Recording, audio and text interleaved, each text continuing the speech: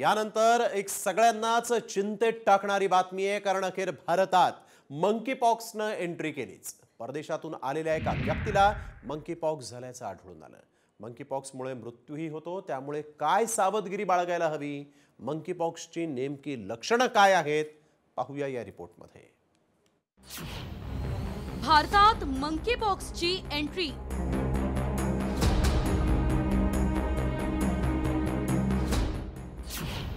जीवघेण्या मंकी पॉक्सने उडवली झोप। वृद्ध गर्भवतींना मंकी पॉक्सचा धोका अधिक। मंकी पॉक्सचा पहिला संशयित रुग्ण भारतात आढळला आणि आरोग्य यंत्रणेची झोपच उडाली आहे। जीवघेणा मंकी पॉक्स आफ्रिका, बांगलादेश, पाकिस्तानात कहर माजवतोय। आता भारतात संशयित रुग्ण आढळल्यानं सगळ्यांचंच टेन्शन वाढलंय। मंकी पॉक्स झालेल्या अनेक रुग्णांचा मृत्यू देखील होतो, त्यामुळे कोरोनानंतर मंकी पॉक्स हा देखील जीवघेणा ठरतोय। आफ्रिकेतून आलेल्या या रुग्णाला क्वारंटाईन करण्यात आलंय। त्याची प्रकृती स्थिर असल्याचं सांगितलं जातंय। मात्र मंकी पॉक्स देशभरात पसरला तर हाहाकार माजेल। त्यामुळे या मंकी पॉक्सची लक्षणं काय आहेत पाहूया।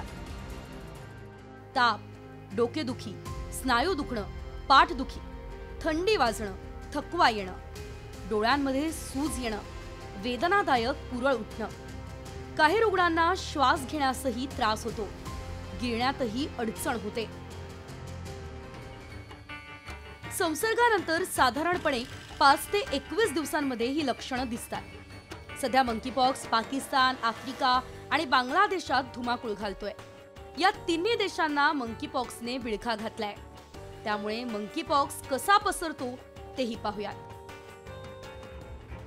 मंकी पॉक्स हा हवेतून पसरत नाही।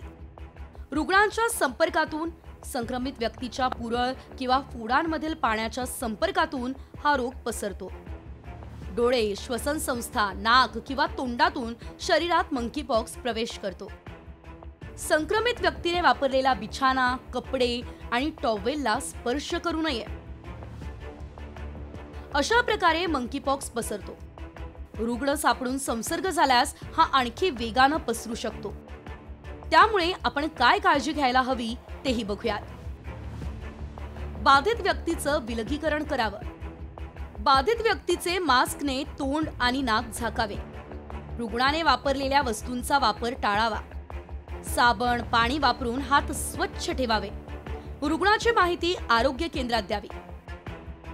जे कोणी असे संशयित रुग्ण असतील त्यांच्या अंगावरती जे पुरळ आलेले आहेत ते पुरळ आल्यापासून तर त्याच्या खपल्या जोपर्यंत पडत नाही तोपर्यंत त्यांनी आयसोलेशनमध्ये राहायचं आहे।